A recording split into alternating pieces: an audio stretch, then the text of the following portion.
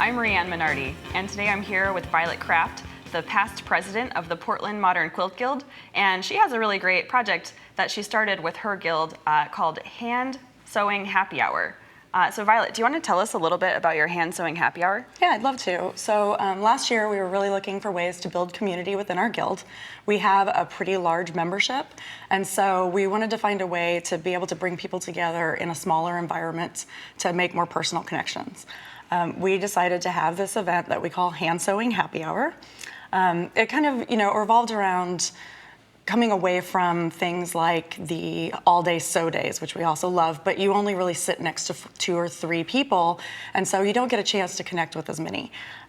We developed Hand Sewing Happy Hour so that people can come together, work on a project in their lap, and really just spend some time getting to know each other and chatting. Yeah.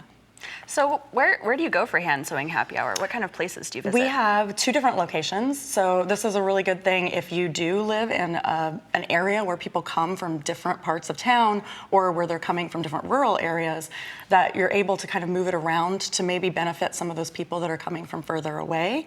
So ours are in 2 different locations that are each a little further away to the east and the west of where we normally meet.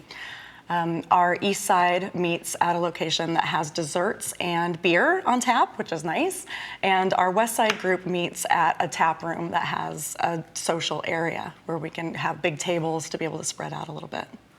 And how many people generally come to each event? It's definitely different every single month, and it's definitely different east and west. We've had anywhere from 3 to about 15. Oh, great. So was it a challenge to find an event space that could fit so many people? It really wasn't. We've done it at a couple different places before we really settled in. Coffee shops, if you choose a time of day that's not normally their busy time, is great. Also, there are a lot of grocery stores now that have an area in them for having beverages and things where they don't mind you coming and taking up their tables and spending a couple of hours sitting and doing your hand projects. Awesome. So what kind of projects do people bring with them? Well, we say we don't discriminate. So even though we are a modern quilt guild, you're encouraged to bring anything that you want to that you can do in a small amount of space. We have people bring knitting and crochet. A lot of people, there's almost always binding that needs to be done, right?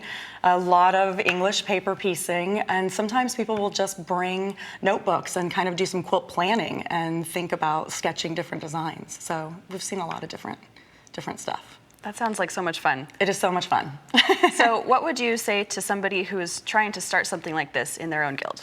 Well, pick a time of day that is maybe different than when your normal time of day to meet is. If you don't normally meet on weekends, this might be a good time to pop something in on the weekend. And we do it about once a month. Anything more than that seems to be too much, but it's really been open. You can come and go to either meeting. No one has to RSVP. We just sort of let it stay leisure, and it's been really nice. Well, it sounds fun and easy, and a great way to get together for some community and hand sewing. Yeah, it really has been. So we have had a different person host every year at each location. So we have a host on the east side and a host on the west side, and then that person changed over when we changed over all of our officers at the beginning of the year. Awesome. And that's how easy it is to start a hand sewing happy hour in your own chapter.